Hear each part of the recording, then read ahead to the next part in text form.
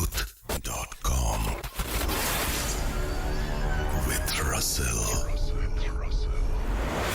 Welcome back. আপনাদের সবাইকে স্বাগত জানাচ্ছি। আমি রাসেল। আশা করছি আপনারা সবাই ভালো আছেন এবং ভালোর দলে আছেন। আমিও ভালো আছি এবং ভালোর দলে আছি।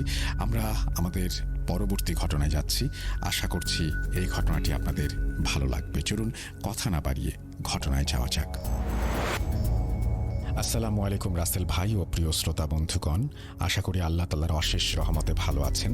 আমিও ভালো আছি। আমার ভূত.com-এ লেখা এটি প্রথম ঘটনা। আমি আপনাদের ভূত এফএমের সময় থেকে গল্প শুনে আসা সেই পুরনো শ্রোতা। ভয়েস রেকর্ড করে গল্পটি পাঠাতে চেয়েছিলাম, কিন্তু পারিপার্শ্বিক সমস্যার কারণে আর সময় করে উঠতে পারিনি। আমার জীবনে ঘটে যাওয়া একটি ঘটনা লিখে পাঠাচ্ছি। আপনি যদি ভূত.com-এর সকল শ্রোতা বন্ধুগণের সাথে শেয়ার করেন তাহলে অনেক খুশি হব। আর যদি আমার ঘটনাটা সিলেক্টেড হয় তাহলে অবশ্যই আমাকে জানাবেন। নিচে আমি তথ্যগুলো দিয়ে রাখছি, যার সাহায্যে আপনি আমার সাথে যোগাযোগ করতে পারেন। আমি মোহাম্মদ মিয়াদ খান, নারায়ণগঞ্জের স্থানীয় বাসিন্দা। আমি অনার্স ফার্স্ট ইয়ারের একজন ছাত্র, কিন্তু এই ছোট বয়সেই এত কিছু দেখব তা আমি ভাবতে পারিনি। যে ঘটনাগুলোর ব্যাপারে বলতে চাই তা আমার সশরীরে বা আমার পরিচিত কারো সাথে ঘটে যাওয়া কোনো ঘটনা নয়। এর সবই স্বপ্নের মাধ্যমে ঘটে যাওয়া ঘটনা। জানি না কেন দেখি, এমন কেন হয়, কিন্তু আমি থাকি সে স্বপ্নে। আমি ঠিক বলে বোঝাতে পারবো না। ঘটনা শুরু হলেই এই সব ব্যাখ্যাহীন ঘটনাগুলো আরও প্রশ্ন জাগাতে শুরু করবে। তো কথা না বাড়িয়ে আমি আমার ঘটনা শুরু করলাম।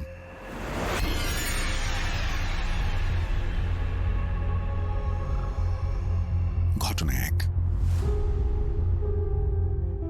আমি ছোটবেলা থেকেই অনেক স্বপ্ন দেখি, কিছু ভালো কিছু খারাপ। সচরাচর যেমনটা সবাই দেখে, কেউ কম কেউ বেশি। জানি না ব্যাপারটা কেমন, কিন্তু তাও বলছি যে আমি স্বপ্ন আর বাস্তবতার মধ্যে তফাৎ ধরতে পারি। যখন আমি স্বপ্ন দেখি, গভীর ঘুমে স্বপ্ন দেখি, মাথায় এত চিন্তাভাবনা ঘোরে যে স্বপ্ন দেখারই কথা। কিছু স্বপ্ন আছে বাস্তবতাকে ঘিরে থাকে, যা মনের খোরাক মেটাতে ইচ্ছা অনুসারে ব্রেইন হয়তো আমাদের দেখায়। আর কিছু স্বপ্ন আছে যার কোনো অস্তিত্ব নেই, যা বাস্তবতার সাথে এমন ভাবে মিশে আছে, এমন লাগে যে চোখের সামনে বাস্তবতায় যেন উঠে এসেছে। একদম সশরীরে আমি নিজে দেখছি তার প্রতিচ্ছবি। এই ধরনের ঘটনাগুলো স্বপ্নে দেখা শুরু হয় যখন আমি ক্লাস 8-এ পড়ি। আমি এক সন্ধ্যায় ম্যামের বাসায় পড়তে যাই। বাড়িটা ছিল মেইন রোড থেকে কয়েক পা ভেতরে। বাড়িটা পুরনো ছিল তখন। আশেপাশে ম্যামের পরিবার থাকতেন, আর একপাশে ভাড়াটিয়াদের জন্য ছোট্ট একটা উঠোন। আর উঠোনের দক্ষিণ পশ্চিম পাশে একটু ঝোপ ছিল। অল্প এই জায়গাটা পার হলেই ওই পাশে একটা বড় তুলার মিল। আমি ওনার বাসায় যাই। সব সময়ের মতো যেই বই বের করে পড়া করতে শুরু করি। ভালো মতো পড়তে থাকি। ম্যাম আসলেই পড়া জিজ্ঞেস করবেন। আমি যখন পড়তে চাই তখন তাদের এক ভাড়াটিয়ার এক ছেলে আর এক মেয়েও আসতো পড়তে। আমাদের এলাকার এক ছোট ভাই যে আমাদের বাড়ির আশেপাশেই থাকতো, সেও পড়তে আসতো। সেদিন ওই ভাড়াটিয়ার ছোট্ট মেয়েটি আসেনি। মেয়েটির বয়স হবে 5 বছর, কোনো এক স্কুলে নার্সারিতে পড়ে। আমি যখন জিজ্ঞেস করি ম্যামকে সে কোথায়, ম্যাম তখন বলে ও নাকি ভয় পেয়েছে স্বপ্নের মধ্যে, কি যেন কি দেখেছে সেখানে। অনেক জ্বর সকাল থেকেই, এখনো কমেনি। আমি ম্যামের দিকে তাকিয়ে জিজ্ঞাসা করি কি দেখেছিল সে। ম্যাম স্বাভাবিকভাবে বলল যে, আরে ছোট মেয়ে, স্বপ্নে কত কিছুই দেখে বাচ্চারা। ও বলে ও দেখেছে ঘুমের মধ্যে অনেক জোরে একটা শব্দে ঘুম ভাঙে, আর সে অন্ধকারের মধ্যে দরজা খুলে বাইরে যায়। বাইরে গিয়ে দেখে ঝোপ, এবং ঝোপের মধ্যে কি যেন পুড়ছে। অনেক কিছু একসাথে পড়ার কারণে দাউ দাউ করে আগুন জ্বলছে। চারিদিকে সেই আলোয় আলোকিত। তার মধ্যে সে যাচ্ছে। তখনই তাকে কে যেন জোরে জোরে ডাক দেয়, আর পেছন ফিরে তাকাতেই সে চিৎকার করে ঘুম থেকে জেগে ওঠে। তারপর থেকে জ্বর। আমি এই কথা শুনে হতবাক হয়ে যাই। আমি কোনো রকমে আমার সব চিন্তা বাদ দিয়ে পড়ার দিকে মন দেই। আমার হতবাক হবার কারণ এটাই ছিল যে আমিও গত রাতে এই একই স্বপ্ন দেখেছি। আমি দেখেছি এভাবে যে আমি অনেক রাতে ম্যামদের বাসায় যাই ব্যাগ নিয়ে। বাড়ির সামনে যেতেই দেখি আকাশ থেকে কি যেন ধপ করে ম্যামদের বাড়ির সামনে পড়ল। আমি এক দৌড়ে বাড়িতে ঢুকে গিয়ে দেখি যে ছোট্ট মেয়েটা ওই ধপ করে পড়া আগুনের জিনিসটার মধ্যে একদম সামনে চলে যাচ্ছে। আমি তাকে অনেক জোরে জোরে ডাক দেই, আর মেয়েটিও আমাকে দেখে এত জোরে চিৎকার দেয় আমি ভয় পেয়ে যাই। পরে দেখি ও জ্ঞান হারিয়ে পড়ে আছে মাটিতে। আমি তাকে কোলে নিয়ে ঘরে বিছানায় শুইয়ে দিই। তখন দেখি তার বাবা মা ঘুমিয়ে আছে, সাথে তাদের ভাই। এত বড় একটা ব্যাপার হলো আর কেউ উঠল না ঘুম থেকে। ম্যামের ঘরও তালা দেওয়া। আমি এত রাতে ব্যাগ নিয়ে এখানে কি করছি? আমি তো বাসায় ঘুমাচ্ছিলাম, এখানে আসলাম কিভাবে? তাহলে কি আমি স্বপ্নে আছি? এই কথাটা চিন্তা করতেই আমি লাফ দিয়ে ঘুম থেকে উঠে বসি আর শুনি ফজরের আজান দিচ্ছে। এত ঘুম ছিল চোখে, বসে থাকতে পারছিলাম না। বিছানা থেকে নেমে অজু করে নামাজটা পড়ে আবার শুয়ে পড়ি। এর পরের দিনের ঘটনা। ম্যামের কথা শোনার পর আমি যেমন কিছুই বলার মতো অবস্থায় ছিলাম না। আমি ভূতের গল্প সিনেমা অনেক আগের থেকেই দেখে এসেছি, ছোটবেলা থেকেই। তেমন একটা ভয় নেই বললেই চলে। তারপরেও লুকোনো একটা ভয়ে থাকি। এখনও মনে হয় যে মাঝে মাঝে কেউ যেন আমাকে খুঁজছে স্বপ্নের মধ্যে। আর যখন আমি বুঝে যাই আমি স্বপ্নে আছি, তখনই ঘুম ভেঙে যায়। আমি কখনো স্বপ্নে কারো ডাক পাই না, স্পর্শ পাই না, যেমনটা বাকি সব কাহিনী বা ঘটনায় বা সিনেমায় দেখা যায়। ঘটনা 2, গত বছরের ঘটনা। আমার একদম ছোটবেলার স্কুল জীবনের এক বন্ধুর বাড়ি আমাদের বাসা থেকে 10-12 মিনিটের রাস্তা। বাড়িটা ছোটখাটো। এই রিসেন্টলি তাদের বাড়ির ভেতরে সামনের অর্ধেক জায়গা বিক্রি করে দিয়েছে। এলাকার একজন সেটা কিনে নিয়েছে। আর তাদের ঘরের পেছনে, মানে রাস্তার দিকটায় অর্থাৎ গলির পাশের জায়গাটুকুতে ভাড়াটিয়া থাকে। ভাড়াটিয়াদের ঘরের পাশ দিয়েই রাস্তা চলে গেছে। ঘটনাটা রাতে ঘুমানোর পর স্বপ্নে ঘটে। ঘড়িতে তখন সময় রাত 12টা। আমার একটা অভ্যাস আছে, আমি প্রতিদিন দিনলিপিগুলো ডায়েরিতে লিখে রাখি।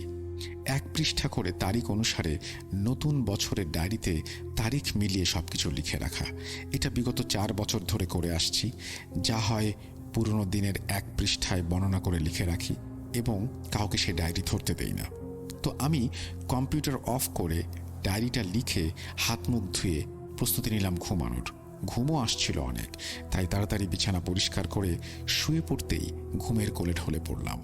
হঠাৎ আমি হুঁশ ফিরতেই দেখি যে আমার বন্ধুর বাড়ির সামনের রাস্তা দিয়ে হেঁটে যাচ্ছি। আনুমানিক রাত প্রায় 1টার মতো বাজে। কারণ এমন সময়ে কয়েকটা চায়ের দোকানে অল্প আলো জ্বলে, মানুষজন ওই দিকে বসে আড্ডা দেয়, রাস্তায় তেমন কেউ থাকে না। আমি হালকা আলোতে হেঁটে অন্ধকার গলি দিয়ে বাড়ির কোণার মধ্যে দাঁড়াই। এমন লাগলো যেন আমার শরীরের বাঁ পাশে কেমন কাঁটা দিয়ে উঠল লোমগুলো। মনে হলো কেউ আমার দিকে তাকিয়ে আছে। আমি পেছনে ফিরে তাকালাম, তখনই দেখি যে কেউ নেই। বাড়িতে ঢুকতে উত্তর পাশের আম গাছে তাকাতেই দেখি কেমন যেন সাদা ছায়ার মতো কিছু একটা সোজাভাবে দাঁড়িয়ে আছে। আমি চুপ করে দাঁড়িয়ে আছি ছায়াটার দিকে তাকিয়ে। আগেই বলে দেয়া দরকার, আমি টের পেয়ে গিয়েছিলাম আগের থেকে যে আমি স্বপ্নে আছি, কিন্তু সেই আগের মতো আর অমন স্বপ্ন ভাঙে না বুঝতে পারার পরে যে আমি স্বপ্নে আছি। আমি নিজের মতো করে বাস্তবতার মতোই স্বপ্নের ভেতর চলতে পারি। কিভাবে এমনটা হয় আমি জানি না। আমি আস্তে আস্তে ওদের ঘরের দিকে যাই, কিন্তু আমার এমন মনে হচ্ছিল যে কেউ একজন অনেক রাগ করে আছে আমার ওপরে এবং সেখানে সেই রাগ করা ছায়ামূর্তিটা দাঁড়িয়ে আছে। আমি ওই পাশটা থেকে সরে আসলেই সেই জিনিসটা আরেক পাশে চলে যায় হুট করে। যেমন লাগছিল আমি কোনো গণ্ডির মধ্যে দাঁড়িয়ে আছি আর এই গণ্ডির ভেতরে সে আসতে পারছে না। আমার মনে হলো আমি তখনও ঘুমের মধ্যেই স্বপ্ন দেখছি, শুধুমাত্র ঘুম ভাঙলেই বাস্তবতায় চলে আসব। কিন্তু কেন জানি আমার ঘুম ভাঙছে না। চোখ বন্ধ করে রেখেছি, আবার খুলছি, কিন্তু কাজ হচ্ছে না। পরে নিজের অজান্তেই আস্তে আস্তে দোয়া দুরুদ পড়তে শুরু করি, কিন্তু কিছুতেই কাজ হয় না। তাও আমি দোয়া দুরুদ পড়া বন্ধ করি না। পড়তে পড়তে এক সময় মনে হলো বাড়ির দিকে দৌড়তেই দিলাম এক দৌড়। হুট করে ঘুম থেকে উঠে পড়ি আর ফজরের আজান শেষ হবার পর মাইকে আজানের সুরটা কানে আসলো। পরের দিন এক বন্ধুকে জিজ্ঞেস করলাম, তোদের বাড়ি কি বন্ধ করা বা এমন কোনো অলৌকিক কোনো কিছু আছে তোদের বাড়িতে? বলে রাখা ভালো, সে বিজ্ঞানপ্রিয় ছাত্র। আমাদের মধ্যে নতুন জিনিসের প্রতি কৌতূহল প্রায় একইভাবে কাজ করে, আর ভৌতিক ব্যাপারগুলো নিয়ে অনেক সমালোচনা এবং আলোচনা করি, আমরা গল্পও করি। সে বলল, হয়তো আছে, আব্বুর কাছে শুনেছিলাম আমাদের বাড়িতে নাকি ভূত টুত এমন কিছু ছিল যা তাড়ানোর জন্য তাবিজ পুঁতে রাখা হয়েছিল বাড়ির চার কোণায়। আর এরপর থেকেই আমাদের পরিবারে আর্থিক অনটন শুরু হয়। কেন, কি হয়েছে এমনভাবে জিজ্ঞেস করছিস কেন? আমি স্বপ্নে দেখেছি। পরে ঘটনাটা পুরোটা খুলে বললাম, অর্থাৎ আমার স্বপ্নের ব্যাপারটা। পরে এই ব্যাপারটা নিয়ে তার আব্বুর সাথে কথা বলা হয়। পরে শুনেছিলাম আঙ্কেল এই ব্যাপার নিয়ে বাড়ির পাশের মসজিদের বড় হুজুরের সাথে কথা বলে। হুজুর নাকি বলেছিলেন যে কাজের জন্য তাবিজগুলো পুঁতে রাখা হয়েছিল তা বের করলে কাজটা সম্পূর্ণ হয়ে যাবে, আর কোনো ঝামেলা থাকবে না। আর যে ছেলে স্বপ্ন দেখেছে তাকে আমার সাথে দেখা করতে বলবেন আসরের নামাজের পরে।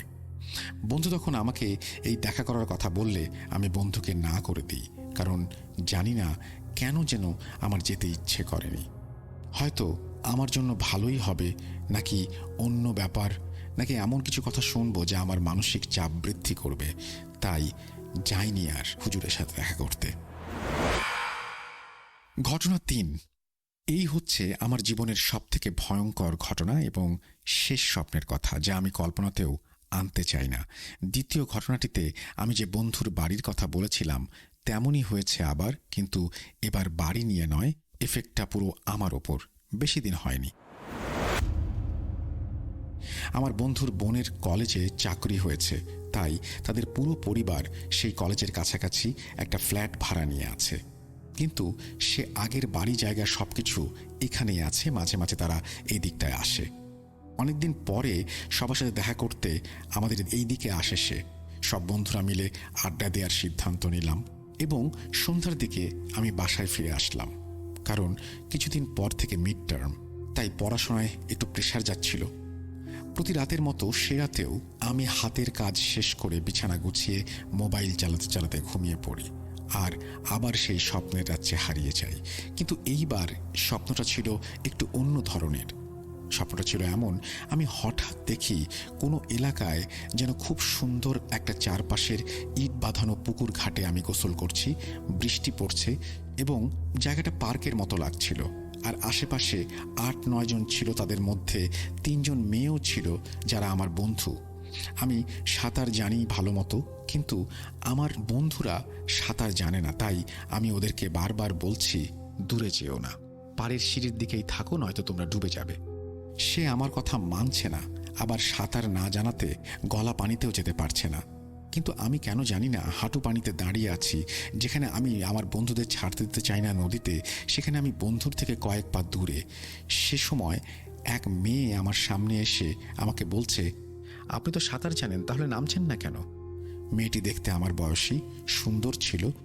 তখনই আমার মনে প্রশ্ন চলে আসলো যে আমি তো মেয়েটিকে দেখিনি কখনো, কিন্তু সে আমাকে কিভাবে চেনে?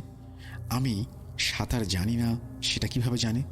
আমি তো হাঁটু পানিতে যেভাবে দাঁড়িয়ে আছি দেখে কেউ বোঝার উপায় নেই আমি সাঁতার জানি কি জানি না।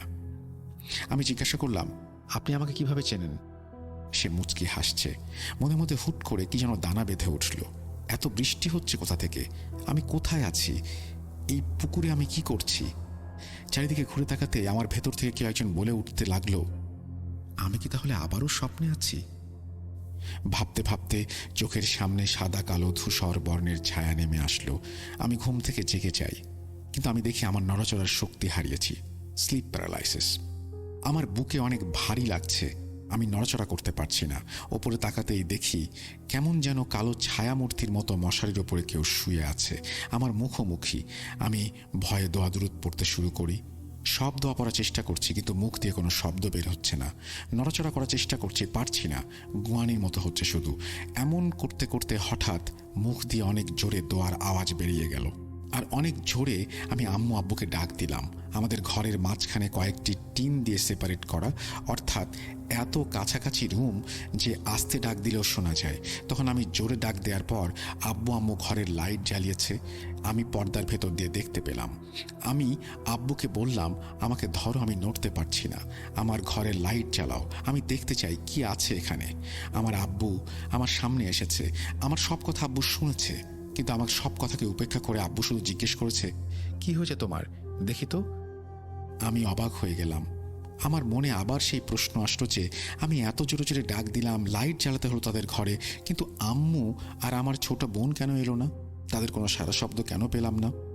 আবার আমি আব্বুকে বললাম লাইট জ্বালাতে, কিন্তু আব্বু লাইট জ্বালাচ্ছে না, যেখানে সে ঘরে ঢুকলেই আগে আমার রুমে লাইট জ্বালায়। তাহলে ব্যাপার কি? এত অন্ধকার যে আমার পা কোথায় সেটা আমি দেখতে পাচ্ছি না। তাহলে কি আমি কি এখনো স্বপ্নে? আমি বিশ্বাস করতে পারছিলাম না, আমি বুঝতে পারছিলাম না আমি কি স্বপ্নে নাকি বাস্তবে নাকি মিশ্রিত কোনো জায়গায়। শরীর নাড়াতে পারছি না। আব্বুর হাত দুটো যেন আমার শরীরের কাছ দিয়ে আমার গলার কাছে এসেছে। আমি কি করব বুঝতে পারছি না। দোয়া পড়াটা নিজের অজান্তেই বেড়ে গেল। এমন লাগছিল যেন মুখের শব্দ আবার বন্ধ হয়ে আসছে। হাল ছাড়লাম না। মনে হচ্ছিল এইবার যদি আমি চোখ বন্ধ করি তাহলে এই স্বপ্ন থেকে হয়তো আমি আর জীবনের বাস্তবতায় কোনো দিন ফিরতে পারবো না। আমি দোয়া পড়েই যাচ্ছি। হঠাৎ আবার চোখ বন্ধ করে সাদা কালো ধূসর বর্ণ চোখের সামনে চলে আসে, আর আমি লাফ দিয়ে বিছানায় উঠে বসি। শরীর ঘামে ভিজে যায়। এমন মনে হচ্ছিল যেন গোসল করে এসেছি। আশেপাশে দেখি অন্ধকার। চার্জার লাইটের বাতিগুলো দেখে বুঝলাম আমি আমার রুমেই আছি, কিন্তু এখনো মনে হচ্ছে আমি স্বপ্নে আছি। মাথা ঘুরছে হালকা হালকা। হঠাৎ ঘুম থেকে ওঠার কারণে মনে হচ্ছিল শরীর যেন ঝিনঝিন করছে। বুঝতে পারলাম যে স্বপ্ন ভেঙেছে, কারণ এত কিছুর পরেও যেহেতু কেউ ঘুম থেকে ওঠে নাই, সেহেতু আমি স্বপ্নের মধ্যে এত সব কিছু করেছি। বিছানা থেকে নেমে মোবাইলটা চার্জ থেকে খুলে নিয়ে দেখি 20% চার্জ হয়েছে। চিন্তা করছি যে সারা রাত ভরে 20% চার্জ কিভাবে হলো। ঘড়ির দিকে তাকিয়ে দেখি রাত 1:20 বা 40 বাজে। আমি হয়ে গেলাম। আমি তো এইমাত্র ঘুমিয়েছি 12:10 থেকে 12:15 দিকে। তাহলে এতটুকু সময়ের মধ্যে কিভাবে আমি এত কিছু ঘটালাম বুঝতে পারছি না। অজানা ভয় হচ্ছিল আমি কোনোদিন স্বপ্নে যদি আটকে যাই তাহলে হয়তো সেই ঘুমই হবে আমার শেষ ঘুম। আর কখনো এই বাস্তবতা দেখব না। এই সমস্ত চিন্তা করতে করতে ঘুমিয়ে পড়ি কখন জানি না। ফজরের আজানের শব্দে ঘুম ভাঙে। বিছানা থেকে উঠে নামাজ পড়ি। তারপর প্রতিদিনের মতো সময় কাটাতে থাকি। এরপরে এমন কোনো সমস্যা আর দেখা দেয়নি। আমি জানি না কেন এত স্বপ্ন দেখি। এখনও 3টা স্বপ্নের কথা বলেছি, আরও স্বপ্ন আছে। সাথে যাকে দেখেছি সেও ওই স্বপ্ন একই রাতে দেখেছে, আমার মতো করেই, যা প্রথম ঘটনায় বলেছি। আর বাকি 2টা ঘটনার পরে এমন ধরনের স্বপ্ন আর দেখিনি। অবাস্তব হলেও স্বপ্ন 2টা বাস্তবতার সাথে এত মিল কিভাবে আমি জানি না। কেন এমন হয় আমার জানা নেই। কেন আমি অন্যের স্বপ্নে যাই, নিজের মতো আচরণ করতে পারি। স্বপ্নের মধ্যে কিভাবে আমার বাস্তব জীবনের সাথে কথা হয়, কিভাবে আমি ফিল করতে পারি আমি কিছু জানি না। এমনটা নয় যে আমি শুধু রাতেই স্বপ্ন দেখি, দিনের বেলাতেও স্বপ্ন দেখি। আমার স্বপ্ন দেখার কোনো সময় নেই। মনে হয় স্বপ্নগুলো ইচ্ছে হলেই আমার ঘুমের মাঝে চলে আসে। আমার মনে হয় আমার ঘুম যেন আমাকে অন্য কোনো এক দুনিয়ায় নিয়ে যেতে চায়, কিন্তু আমি বাস্তবতায় আছি বলে সে আমাকে বাস্তবতা থেকে কিছুতেই সেখানে নিয়ে যেতে পারছে না। আমি আল্লাহ তাআলার কাছে দোয়া করি যেন অজানা কোনো ভুল করে থাকলে তিনি আমাকে মাফ করে দেন। আল্লাহর অশেষ রহমতে আমি কোনো ক্ষতির শিকার হইনি এখনো পর্যন্ত। যা কিছু হয় স্বপ্নের মধ্যেই হয়। কয়েকবার আমার থেকে হারিয়ে যাওয়া বা ভুলে যাওয়া জিনিসের সন্ধান আমি এই স্বপ্ন দেখেই পেয়েছি। অল্পভাবে কথাগুলো বলে বোঝাতে অনেক বড় হয়ে গেল, কারণ এমন কিছু আমি আর কারো কাছ থেকে কখনো শুনিনি। কিন্তু বলতে চাই এই ভয়ানক ব্যাপার ঘটেছে আমার সাথে এই শেষ স্বপ্নটায়, যা আমি কল্পনাতেও আনতে পারবো না। জানি না এসব কি কোনো ভালো কিছুর লক্ষণ নাকি খারাপ কিছুর লক্ষণ। শেষ স্বপ্নের পরে আর এরকম কোনো স্বপ্ন আমি দেখিনি। তাই বলে এমন না যে স্বপ্ন পুরোপুরি বন্ধ। আমি স্বপ্ন দেখেই যাই, কোনো না কোনো ঘুমের বশে বা বাস্তব বা অবাস্তবে। আমার বাসায় এই ব্যাপারগুলো কিছুই জানে না। আমি কাউকে এই ব্যাপারগুলো বলিও নি এখনো পর্যন্ত। হয়তো সবাই হাসি ঠাট্টা করে উড়িয়ে দেবে। এখনো পর্যন্ত যদিও আমার কোনো ক্ষতি হয়নি, জানি না সামনে কি অপেক্ষা করছে আমার জন্য। সবাইকে অনেক ধন্যবাদ জানিয়েছেন তিনি। Thank you very much. আমি খুব অবাক হয়েছি একটা বিষয়ে, সেটা হচ্ছে যে আপনার স্বপ্ন, আপনি স্বপ্ন দেখেন সেটা ঠিক আছে, শেষ স্বপ্নের কথা বলেছেন, শেষ স্বপ্নটাই বরং আমার কাছে যথেষ্ট স্বাভাবিক মনে হয়েছে। বাকি স্বপ্নগুলো আমার কাছে একটু অস্বাভাবিক মনে হয়েছে। যেমন সবচেয়ে আশ্চর্যজনক ব্যাপার হচ্ছে যখন একই স্বপ্ন আপনারা দুজন দেখছেন এবং সেই স্বপ্নটাকে কন্ট্রোল করছেন আপনি, এবং এটা সবচাইতে অদ্ভুত একটা ব্যাপার। স্বপ্ন নিয়ে আমরা অনেক এপিসোড করেছি, স্বপ্ন নিয়ে অনেক কিছু করেছি এবং অনেক ঘটনা শেয়ার করেছি আপনাদের সাথে, কিন্তু এই ঘটনাটা সত্যি স্পেশাল। লেখার মধ্যে কিছু ঝামেলা ছিল, শব্দগত ত্রুটি ছিল, মানে একটু দাড়ি কমা যদি সবাই একটু খেয়াল করে মানে লেখার সময় যদি একবার লেখার পর একটু পড়ে ফেলেন তাহলে আমার জন্য জীবনটা অনেক সহজ হয়ে যায়। তো প্লিজ লেখার পরে একবার একটু রিভাইজ করে নেবেন।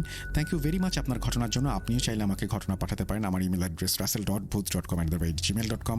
আপনার ঘটনার অপেক্ষায় থাকলাম। আমি চলে যাব আমাদের পরবর্তী ঘটনায়।